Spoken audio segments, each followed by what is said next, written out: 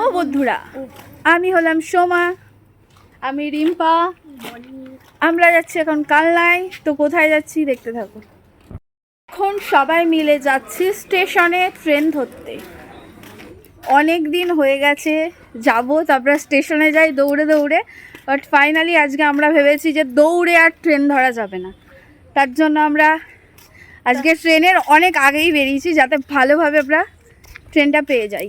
তার ওপর আমি হয়ে গেছি কানা। ও বুঝতেই পারছে আমি দৌড়াতে পারবো না, যদি হোঁচট ফোচট খেয়ে পড়ে যাই। ওর জন্য আগে আগে বেরিয়ে, ও দিন কানা আমি রাত কানা, তার জন্য রাত কানা বলে তার জন্য চশমা নিয়ে বেরোয়নি। দিনের মধ্যে ফিরবো তো তাই।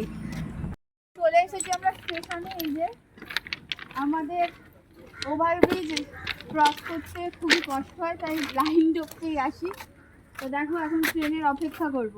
প্রত্যেকদিন ট্রেন আমাদের অপেক্ষা করে, আজকে আমরা ট্রেনের জন্য ওয়েট করছি। ফাইনালি ট্রেন চলে এসেছে। তো আমরা সবাই কিন্তু ট্রেনে চলে এসেছি।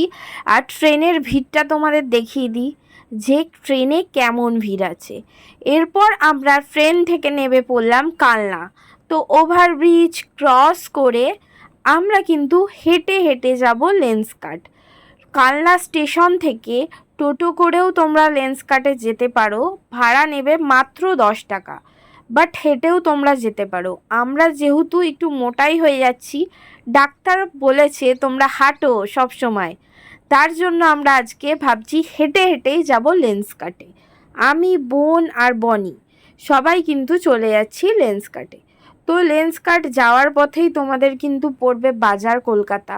বাজার কলকাতা টপকে আমরা সোজা ঢুকে গেলাম লেন্সকার্টে। তো আজকে কিন্তু আমি চশমা নেব না, আগেই কিন্তু আমি নিয়ে গেছি। আজকে নেবে বোন আর বনি। ফার্স্টেই কিন্তু বোন বসেছিল চোখ দেখাতে।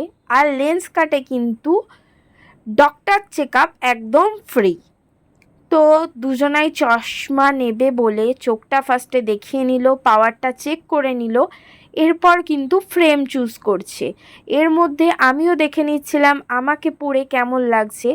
তোমরা অবশ্যই জানিও বোনকে, আমাকে এবং বনিকে কোন ফ্রেমটাই বেশি ভালো লাগছে।